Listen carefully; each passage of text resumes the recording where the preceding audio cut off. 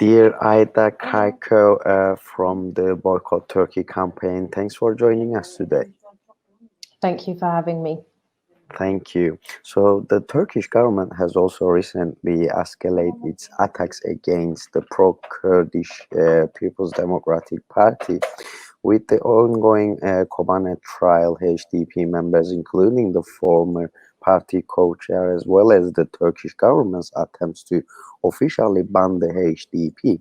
What do you make of these developments, and why do you think there has been so much silence about the issue in the international institutions? Can you say to remain silent against Turkey's human rights violations and political genocide towards Kurds is to be complicit?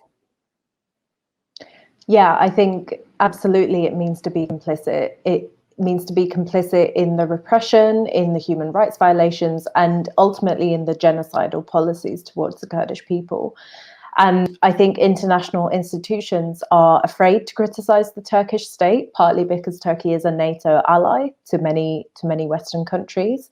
And also these international institutions and states, they're used to Turkey's human rights violations, and they are used to using the Middle East to their own political ends instead of supporting democracy and human rights in a serious and committed way. Thank you.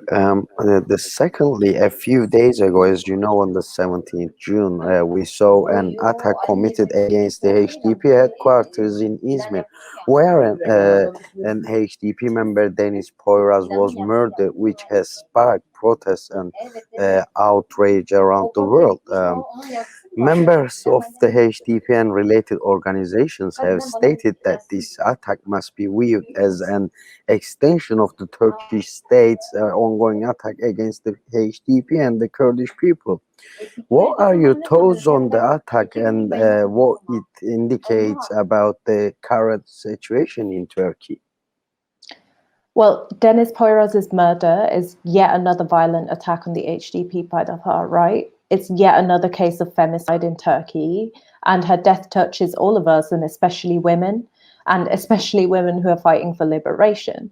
The Turkish state's policy of repression and imprisonment against the HDP have created this political climate, and I absolutely agree that that is what enables these attacks and protects the perpetrators of these attacks. And the Turkish state should be held responsible for their actions against the HDP, and it's something that all of us should be very concerned with.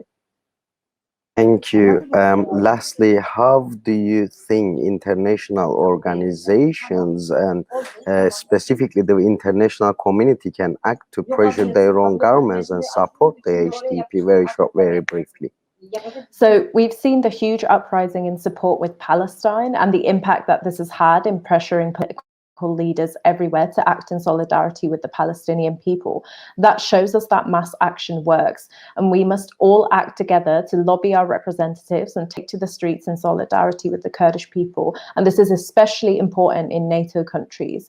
And it's more important than ever before to join the Boycott Turkey campaign and to call for an arms embargo on Turkey. That's the only way that we can make a difference in the Kurdish people's situation and in trying to stop the Turkish state's genocidal policies. Dear Iida Kaykhö from the Boycott Turkey Campaign, thanks for joining us. Thank you for your valuable comments today again.